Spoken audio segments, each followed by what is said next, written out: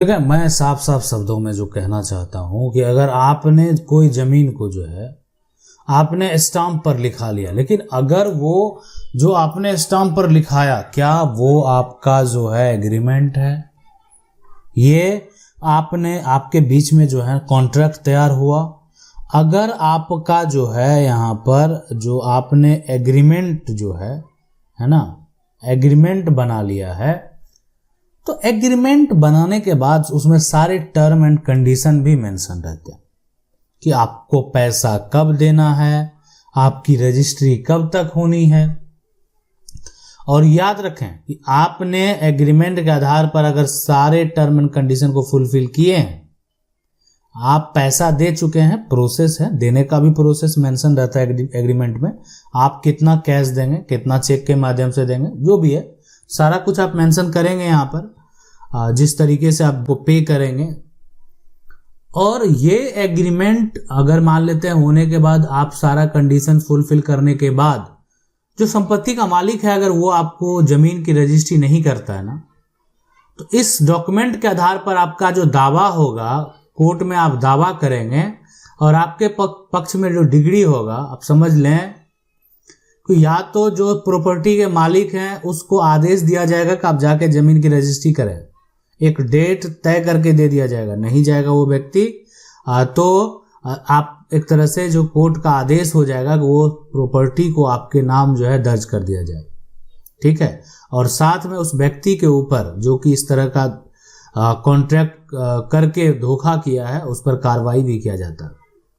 तो कहीं ना कहीं ये जो है जो भूल है कि एग्रीमेंट, लेकिन अगर आपने क्या किया, स्टाम्प पर आपने लिखवा लिया, उसको एक जो कॉन्ट्रैक्ट का कानून है उसको फॉलो नहीं किया, बहुत लोग नहीं जानते हैं। और मेरा प्रयास रहता है, देखें मेरा प्रयास रहता है कि हम आपको जो है कॉन्ट्रैक्ट के कानून को भी बताएं और जितने भी समस्या हैं उसके बारे में भी बताने का प्रयास करते हैं ताकि लोग नियम को जाने, कानून को जाने और गलती करने से बचें। अब सवाल है कि स्टाम्प पर मैं जमीन लिखा ली है, पैसा दे चुका हूं, मेरे घर भी बन गया है पर रजिस्ट्री नहीं कर रहा। देखें ये तो अच्छी बात है ना, ये एक जो प्लस पॉइंट होती है कि जो है कि आपका घर मकान बन चुका है, स्टाम्प पर जमीन लिखा हुआ है, अब रजिस्ट्री नहीं कर रहा, पैसा दे चुके हैं, प्रूफ है आपके पास, तो उसके खिलाफ कोर्ट में केस फाइल कर दीजिए। विलंब नहीं करना आपको, आप जाके वकील से संपर्क कीजिए और कोर्ट में जो है केस फाइल कीजिए। उस व्यक्ति को रजिस्ट्री करनी पड़ेगी, कोर्ट से एक डेट मिलेगा, उसको आदेश मिलेगा, उस डेट में उसको रजिस्ट्री करनी है और उसको रजिस्ट्री करना पड़ेगा।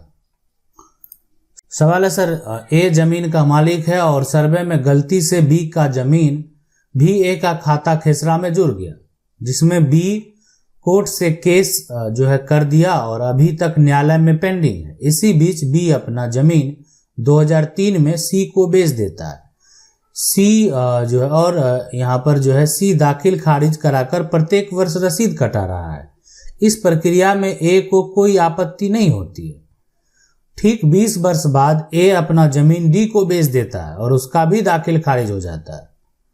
फिर डी जो है वो सी को नोटिस भेजता है कि जमीन अतिक्रमण का, तो इसमें सी क्या कर सकता है, बी की मृत्यु हो चुकी है, कृपया जो है मदद करें। देखें सबसे बड़ी बात है कि यहाँ पर जो है अब बी के लिए है ना, लिए सकते हैं, या बी की लड़ाई है वो अब सी को लड़नी है, वो अब जो है ना अब क्या करना है, सी को लड़ना है।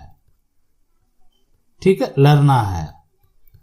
अब इसलिए कि आपने बी से संपत्ति खरीदी और आपको पता है कि सर्वे में गलती से बी का जमीन का जो है खाता ए का खुल गया, ये तो आपको पता है। अब ये सी है, बी मान लेते हैं बी की मृत्यु हो गई, उसका तो जनरेशन है, उत्तराधिकारी है, आप केस लड़ें, सी जो है केस एक तरह से आप केस लड़ें, आप उसमें इन्वॉल्व हो और उसमें बी एक तरह से बी के जो उत्तराधिकारी हैं उनकी भी आप एक तरह से सहमति लेने का प्रयास करें। ठीक है, और हाँ, लेकिन अगर बी का परिवार मुकर गया आपको जमीन देने से तो आपके हाथ से प्रॉपर्टी गई, आप कुछ नहीं कर पाएंगे।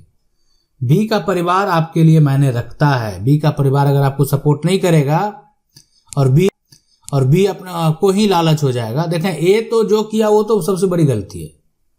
ए ने अगर जो है डी को बेच देता जमीन तो उसकी सबसे बड़ी गलती है कि उसको पता है कि जमीन बाय मिस्टेक जो है मेरे नाम पर दर्ज हो चुका है, फिर भी वो ऐसा करता है। तो ये एक बड़ा धोखा है। करने को आप अभी कुछ भी कर सकते हैं, आपके हाथों में पावर है, आप कर सकते हैं, लेकिन आपको पता है कि कानूनी तौर पर आपका अधिकार नहीं बनता है। सवाल है कि सर मेरे दादा को फ्री में सरकारी जमीन मिली थी। देखिए सरकारी जमीन जिसको भी बंदोबस्त करके मिलता है, ठीक है, जमीन जो मिलता है, अगर मान लेते हैं किसी के जो है दादा को मिला हुआ है तो ऐसा नहीं है कि ये जमीन जो सरकार के द्वारा प्राप्त है तो वो बेटा उसको बेच देगा। आप ये समझ लें, इसको बेटा जो है बेच नहीं सकता। मतलब दादा के जो पुत्र हैं, आपके पिता हो सकते हैं, वो बेच नहीं सकते हैं जमीन। अगर कोई भी जमीन, ठीक है, मान लेते हैं आप जो है, अब आपका दावा ये होगा कि ये बेचने का, ये आपको पता करना है कि जो जमीन दिया गया है क्या उसको बेचने का राइट था या नहीं था। आपको ये पता करना, आपकी जो जमीन है वो जो है उस पर बेचने का राइट उनको प्राप्त था कि नहीं था। अगर बेचने का राइट नहीं है तो वो नहीं बेच सकते। अगर वो ऐसा कर दिए तो वो एक सबसे बड़ी गलती है, ठीक है, वो गलत किए हैं और ऐसा करना जो है उनको एक तरह से भारी पड़ सकता है। ये बात जो है आप समझ लें। अब सवाल उठता है जो सब एक तरह से मायने रखता है, जो है ये समस्या जो है वो यहां पर देखा जाए अगर तो, कि सवाल ये उठता है कि अगर बेच दिया है तो होगा क्या। ठीक है, अगर सरकारी जमीन है बेच दिया तो देखें, अगर ये बेचने का राइट नहीं है तो वो संपत्ति आपको वापस मिलेगी। हाँ, लेकिन अगर कोर्ट जाएंगे, अगर मान लेते हैं आपने सिविल सूट डाला भी है, ठीक है, मना किया है, ठीक है, मना किया तो बिल्कुल पैतृक संपत्ति तो है ही नहीं। लेकिन अगर मान लेते हैं वो इस प्रकार की जमीन है जिसपे कि आपका एक तरह से उसको बेचने का किसी को अधिकार नहीं है, तो उस केस में आपका दावा सही हो सकता है।